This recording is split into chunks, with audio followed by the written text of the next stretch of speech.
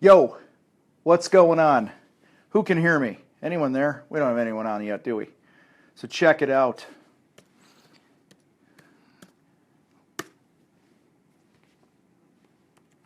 Hold on. Bear with me. Bear with me, my furry friends.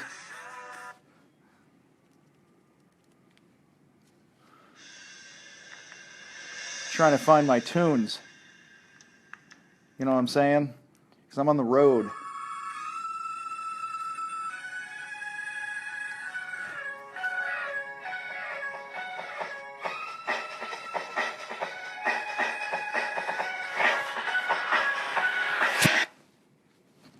Uh-oh. Welcome to your Thumbprint Radio, a new and What did I do? entirely unique... There we go. So, welcome to Reber Live. So a little different than Monday night. I got my laptop as my boombox here. I don't have my stereo system with me like I normally do. And I'm in beautiful San Diego, jamming to some Lincoln Park. They're from Chicago, because there's a place called Lincoln Park in Chicago. So anyway.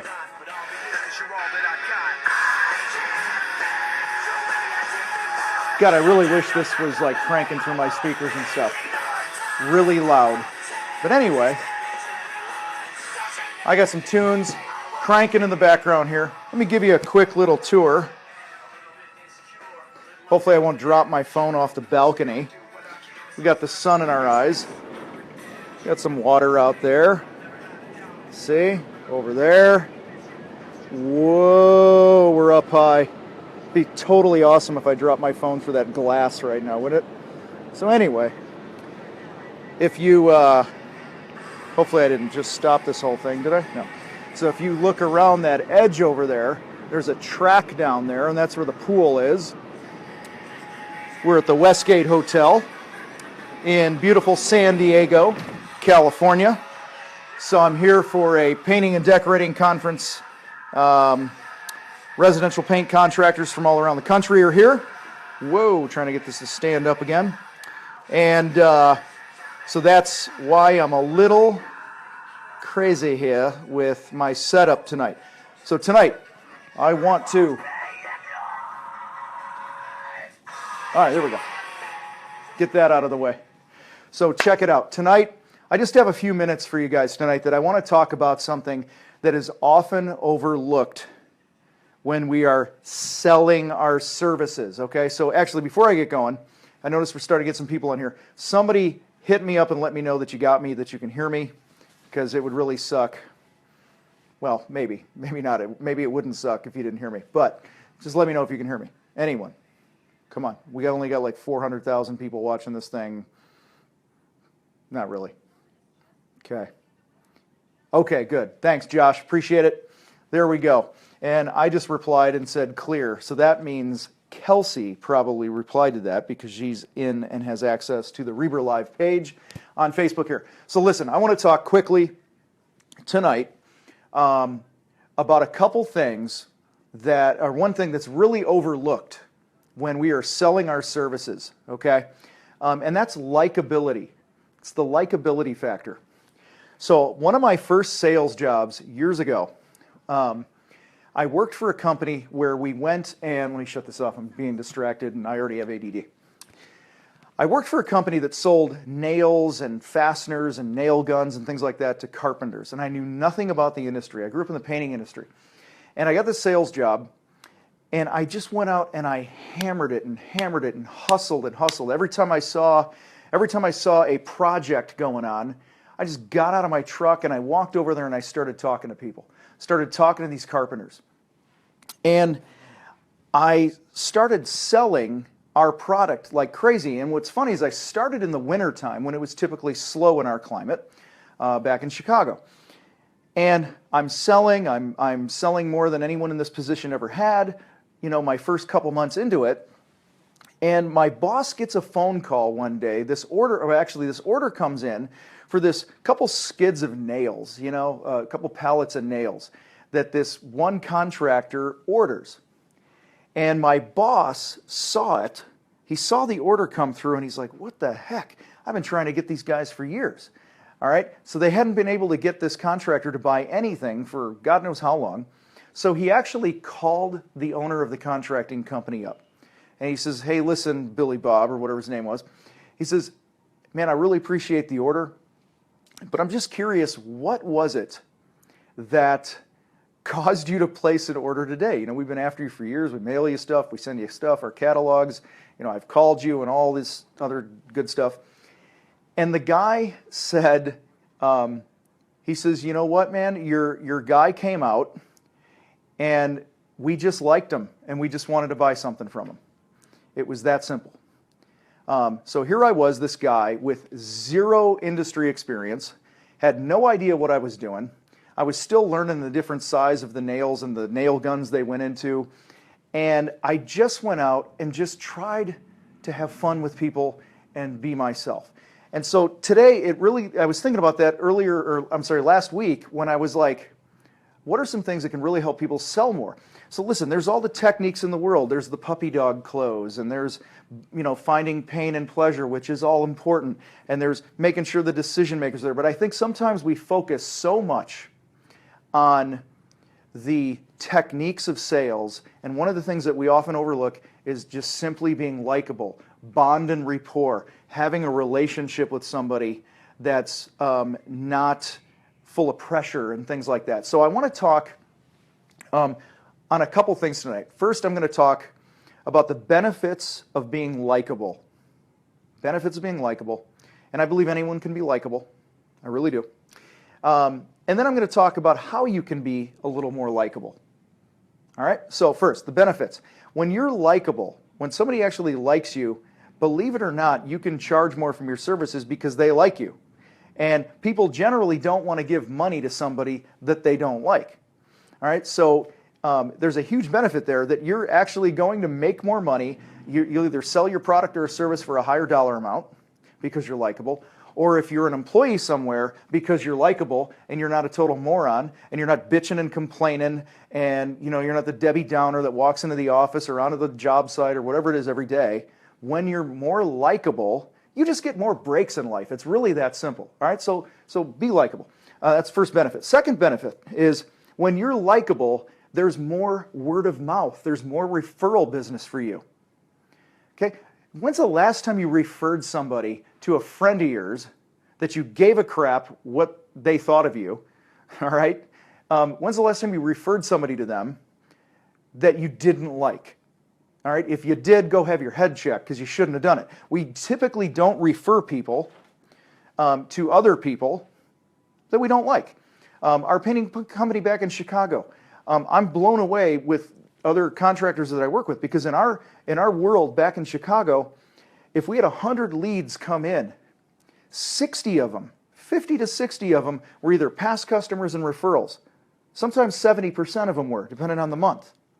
That means I only had to go out and find another 20, 30 leads to get to that 100 leads a month or whatever.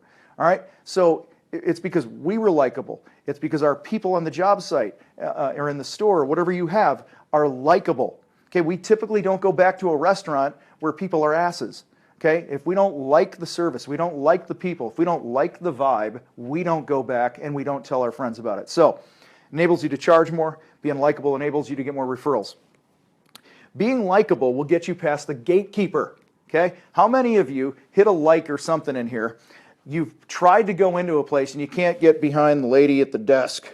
Okay, and she's got that crabby face. I picture Roz. Remember Roz from Monsters, Inc.? Those of you that have seen that movie. Hey, my name's Roz. That lady. So anyway, there was a lady for a builder that I wanted to do work for years. For years. Okay, 4 or 5 years I wanted to do work for these guys. I made it a point every time I drove through their town, and it probably averaged to about once a month, sometimes twice a month. It was at least once a month for 14 to 18 months. Okay, right in there somewhere, a year and a half. Every time I went through this town, I stopped and I went into this office, and the first time I went in there, the gatekeeper, she's an older lady, she's sitting there. I said, hey, my name's Tom, and I'm a painting contractor. I'd love to talk to you guys about your painting. She goes, we've had our painter for, 15 years or whatever, and we're totally happy with him. I'm like, hey, that's cool, and I left my card. All right? Left my card in a folder, And at the time, the business I owned was called Jalapeno Paintworks out of Chicago. And I left this folder with this big, likable, pepper guy with a paintbrush going, hey, So then I'd go by the next month. And I'd walk in and I'd go, hey, Tom with Jalapeno again. Good to see you. Smile. And, so this goes on. Well, it got to the point, you guys, where I would walk in and I'd peek my head in the door and she'd see me and she'd shake her head and I'd go, hey, did he die yet? And she goes, no, he's still breathing. And I said, all right, well, here's my folder again, just in case he happens to kick it the next week. Okay? So, year and a half goes by. It was the week of Christmas. One year, I remember it was the week of Christmas, and my wife and I lived at 12 Barclay Court with our kids, Dakota and Iris. Okay, it was actually the winter that we adopted my daughter and brought her home from China, so it was right there. Dakota was like 5 years old. He's 16 now, got his driver's license yesterday. So it was a long time ago. I remember our house. I remember because I was actually walking into the bathroom to do the duty when my phone rang, and I didn't answer it, okay, because I was going to do my thing. There you go, TMI. And when I got out, I checked my voicemail, and it was one of those superintendents from that building company. And he called and he said, hey, found one of your folders laying around here. Our painter pissed us off one too many times. Can you meet me next week? And that opened up the door to over $500,000 worth of work for us a year. All right, just because I believe two things. I was persistent and I had fun. I didn't put a whole lot of pressure. I wasn't the annoying sales guy that went in and tried to sell something. Okay, but there was a likability factor. All right, so you'll be able to get past the gatekeeper. That's a long story to tell you that benefit. All right, number 4, benefit of being likable. You're going to be taken more seriously. What I mean by that is you're going to be more trustworthy. When you think of the people that you like, you typically trust them more. All right, and when you're open and when you're honest and you're not bullshitting somebody just to get a sale, all right, but you're not afraid to go, hey, Bill, I don't know if this is the best option for you, seriously. Based on what you're telling me, I'd love to sell you the more expensive one. And this isn't some game. This is just you being real with people, all right? And they like you because you're telling them the truth. In fact, here at the Westgate Hotel, all right, I won't name the guy, but there's a dude working the door downstairs, all right? And my buddy Eric and I went to breakfast this morning, and we asked the guy, we walked outside, and we said, hey, all right, just between us and now the world, all right, would you eat at the restaurant in the hotel or would you go somewhere else for breakfast? And he goes, well, honestly, I've never eaten at the restaurant here, but I think I'd go somewhere else. And I appreciated it, okay? He wasn't BSing me. And I now trust this guy a little bit more because he told me the truth. So when you're likable, the trust factor goes up and people are going to take you more seriously. All right, 5th reason, I think I'm on 5, right? When you are likable, buyers are more open to the questions that you ask. They're more open to give you more information. So if you're a total ass and you say to the homeowner, hey, what's most important to you here on this project? Okay, and you come across like that, they're going to be like, hey, bite me, moron, and get out of my house.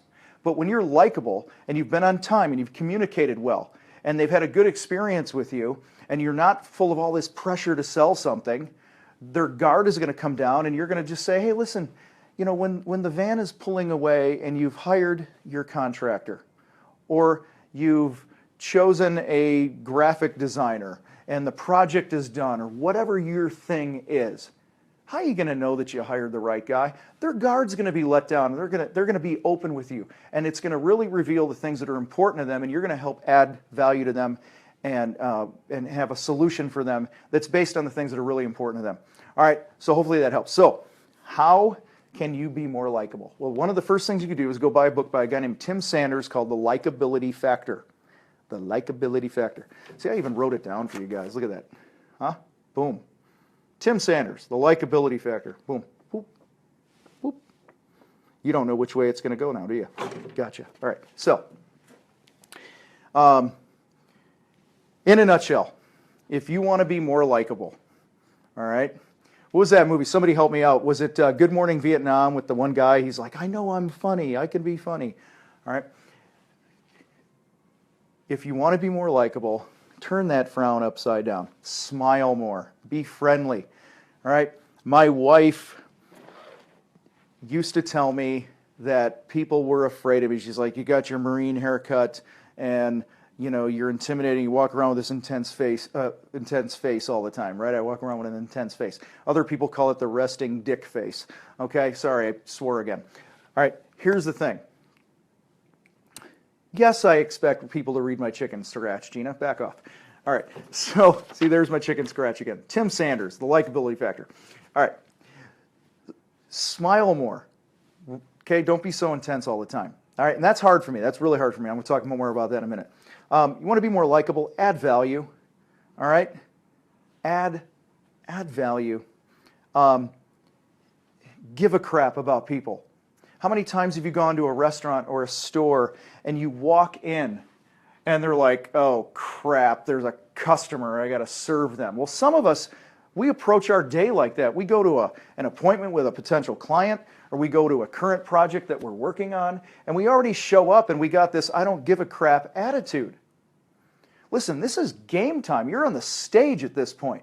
This is when all that marketing that you do and all your dues that you've paid through the years is all coming to this moment where you're now on stage. It's like being on America's Got Talent or something like that. You got to make an impact. All right? You got to act like you want to be there, like you're excited. You know, a guy who's a